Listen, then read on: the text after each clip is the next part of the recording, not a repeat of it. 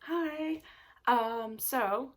Excuse me. Hello. I hope everyone's doing pretty good today. I'm actually just kind of recollecting some thoughts here and wanted to dive into some things that I'm kind of personally going through and challenging right now. Yeah. If I don't know if you saw my blog post, but was and is about how April is actually Child Abuse Prevention Month. So you hear a lot of awareness kind of things a lot, but that term prevention is something that I think is really, really important, and that I'm really wanting to kind of delve into and focus on. Yeah, so to get started with that, I have personally worked in the childcare field for about 10 years on and off now. Majority of my studies focus on early childhood growth and development, psychology, behavioral neuroscience being my current field of study, just general health and wellness as well. Just those are just to get an idea of where I come from and where my energy kind of goes into in terms of what knowledge I seek for myself and for my peers. So with that being said, and with the whole prevention thing being said, I wanted to talk a little bit about my experience at Spaulding Academy and Family Services in Northfield, New Hampshire. I was a residential assistant there for a very short period of time, a little bit towards kind of the end of what I would call the peak of the COVID pandemic here. So in, oh gosh, September, October, that range there. So excuse me. So in that time that I was there, I mean, the campus is beautiful. Just absolutely incredible. For those of you who are not super familiar with what they offer, it is a school as well as a residential facility for children with emotional or behavioral, disabilities or issues per se, of many kinds. I personally worked in the neurobehavioral house. So when I speak on my experience at Spalding, I'm speaking specifically on that house because I cannot speak across campus. I cannot speak for the school at all. I never worked in the school. So, yeah. So, to break down kind of what my job was as a residential assistant was kind of direct care to children in the neurobehavioral house, which again, great for me being that my current field of study is behavioral neuroscience, and just fantastic. I mean, these kids are super, super great. There was about 10 of them in the house, and just that direct support, one-on-one care. Yeah, and they all have specific behavior plans, making sure those are being followed, and just being that household support system for them. And it was great. They're a fantastic group of kids that they have there. I mean, obviously a lot of challenges, that's part of the job, but just fantastic group of kids. A lot of really, really fantastic employees as well. I know there's a lot of people who work there who have their heart in it and just really, really, really try all the time. And I commend those people who know who they are, I'm sure, at this point, So with that being said, Spalding does use a physical intervention with these children, and a lot of the times I understand where it's necessary and it is effective when used appropriately, and when I say appropriately, I'll get into what I really do mean by that, but the problem that I saw when I worked there, and that I actually discussed with multiple people that I worked with who also said, this has been a problem for a while, and we're working on this, and we want this to be better. Thank you for bringing these concerns up. We will handle it, that kind of thing, which, great. You want to believe as a new employee at an amazing company that's something that's going to be happening. And it just didn't. But my concerns were mainly the prevention and de-escalation aspect of things when it comes to dealing with children who are in a heightened state. So,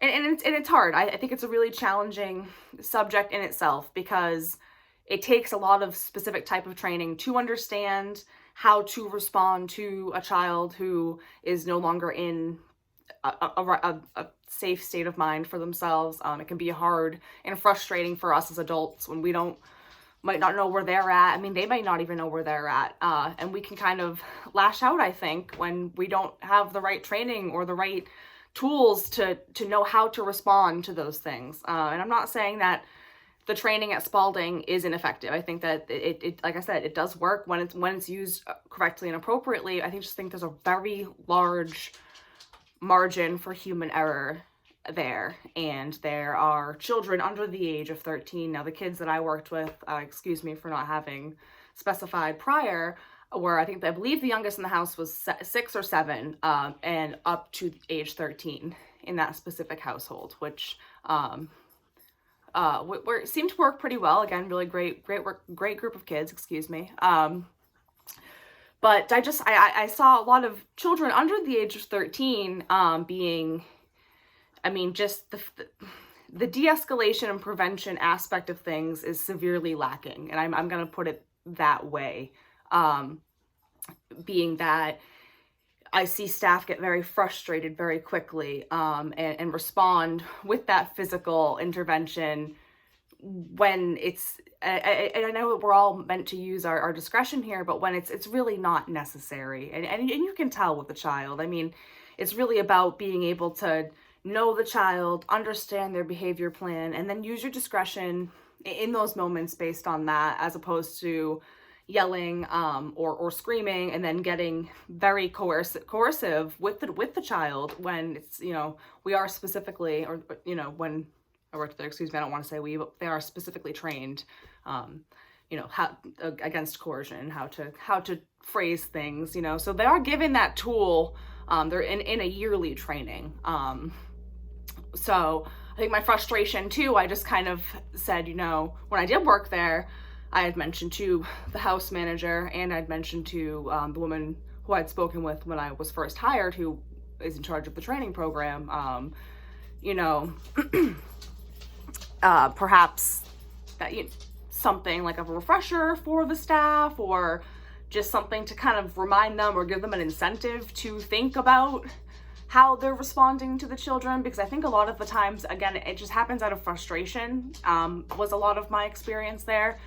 Just, again, there's something that we would refer to as junk behavior, such as putting your elbows on the table, putting too much food in your mouth, or talking back, or even just swearing in that 11 to 13 age range, even younger, things that really, with this group and these type of children, you just kind of let it go. But these are being engaged in, and I mean, these adults are literally, hi, I know, are almost forcing these children into what is referred to as crisis. And their pre-crisis, that there's a set of guidelines or things to look for that say, this is when the child was in pre-crisis, and certain things that are meant to, say instead of other. I don't even know exactly how to, it's very hard to talk about, honestly, which is why I ended up departing from there. They ended up actually sending me a letter that I was no longer going to be working there because I didn't show up for my last couple of shifts. It was just, I couldn't bear it anymore, the way that they're treated and spoken to, and just that room for error, human error with the physical intervention, like grown men just frustrated because they don't know how to handle what's happening, and just lashing out, pushing a little bit too hard on kids that really just don't deserve it. And it's really hard. And I was essentially told multiple times that's just how it is, and either you can handle it or you can't handle it. And I don't buy that at all. I don't buy that for a second, because it's not, and it doesn't have to be. That's the easy way, is just letting it be and letting it happen, and they're fine, or they're messed up anyway, right? No, not right. They're children, and they have a chance. Most of them better chance than a lot of us. So I don't mean to say it in a, but just they have that perspective, they have that insight, and with the right love and the right care and the right type of environment, which has been proven in over and over again. And studies across the board, Harvard in 2016, if you're surrounded by that positivity, you're surrounded by the right kind of people, you will succeed. You're much more likely to succeed when you are, you know, supported in a positive and loving way, and just consistently shown that. And I think a lot of these children are taken from environments in which they are not shown that, and they're brought to Spalding because they are meant to be given a chance at a different type of life. And that's, to me, that's, you know, that's part of their mission, right? Is to improve the overall quality of life for children and for families. And how is that being done if we're, you know, not doing the diligence of ensuring that staff is being trained appropriately to respond appropriately to heightened behavior? It's really sad. These children are looking for people to trust, and that's, you know, and I'm not saying it's everybody. And I, you know, when I worked there, I could tell the people who cared made sure that it was known to me that they cared. Because again, I did speak up, and I spoke up loudly, and I was actually told that perhaps I should move to a different house, because my personality might fit in better over there. And I actually tried it, even though, you know, I'm a behavioral neuroscience major in the neurobehavioral house, which is where I love and I want to be, but am uncomfortable because staff is treating the children with such little respect and such little humanity, and I'm speaking up on it, and so I'm being disrespected and pushed down as well. So I tried it anyway. I go over to that house. It was an okay experience. Not what I'm looking for or what I need at this point. Again, I've been in this field for a decade, on and off, mostly, I would say 6 years straight of definite. And just, yeah, I don't mean to laugh, excuse me. And it might be difficult for someone who comes in and doesn't come from the industry or come from that field, and to come in and say, you know, oh, this is wrong. When you are fresh and new to that, you might just see it as, oh, this is how this is done. Okay, well no, I disagree with that. And perhaps that is a perspective, but that's a perspective that's been proven wrong. Sorry, it just doesn't work. It's not conducive or cohesive to these children's improvement and overall quality of life. It's really sad. Just certain children who, you know, have been, it's in the behavior plan that perhaps they have trouble with lying, and you have staff telling them to their face all the time that they're lying. I know you're lying. I know you're lying. Well, these children, you know, if you believe that they're a liar and you're consistently telling them that they're a liar, yes, they're going to continue to be a liar. They're going to continue to lie. That's just how things work, and it's unfortunate, and it's hard. It's hard work. I give so much credit to the people in this industry, in this field, who are out here doing this. It's really hard, and a lot of the time it causes us or enforces us to look at ourselves in ways that can be challenging as well. And I understand that for sure. I hear you. I'm here for you. I'm not here to bash anybody. I met with the head of HR and the head of the residential side of Spaulding Academy and Family Services a few days ago. And I brought this to them, and because when I left, I had emailed and said I'd like to have a meeting, and it didn't quite happen. 4 or 5 months has gone by since then, and we just had the meeting, and I was very concerned and very passionate, and I was just looking for, hey, Mitch, even just, yes, that not even accountability, which would have been nice, obviously, but I just at least, to recognize it, and that was kind of not done at all either. I was told that it was inappropriate for me to be bringing these things up. I personally am the founder of a nonprofit organization, and I offered our services. I said, we could come in and do this isn't, not, we should do this, but perhaps we could do a mindfulness seminar, just reminding once a month the staff, how can we appropriately respond to these certain situations? What phrasing can we use? Who can we turn to and lean on? What type of thing can we do if we feel like we are a little bit stuck? Or can we have a tap out program if we feel like we're getting frustrated with a certain child? Certain things like that. And I was told that that would not be necessary or inappropriate, or appropriate as well, excuse me. Very disheartening. I really thought that that meeting was going to go differently than it did. And I feel it just like kind of from my heart sink into my stomach as I speak of it. Just because again, this place is beautiful. I mean, it's such a beautiful place, and I'm sure again there's so many people who work there whose hearts are in it. It's just there's something seriously missing and wrong here, and it's being swept under the rug, and it's very clear and obvious to me. And I know that there are other people who work there as well who agree with that sentiment, who I would not speak names or that's not my place nor my business to bring about someone else's opinion on what's happening. But I can say that this is wrong and it needs to change. And I think April being Child Abuse Prevention Month is just perfect in terms of me feeling confident enough to even come up and say these things, because it's really challenging to even say. I mean, it's a huge place, and they're doing a beautiful thing, right? You want to believe that. I want to believe that. But again, there's just that margin for human error, and that something's seriously lacking there, and these children are really, really suffering from it. It's very clear and very, very hard. I want to be able to do more, so I'm making this video because I need help.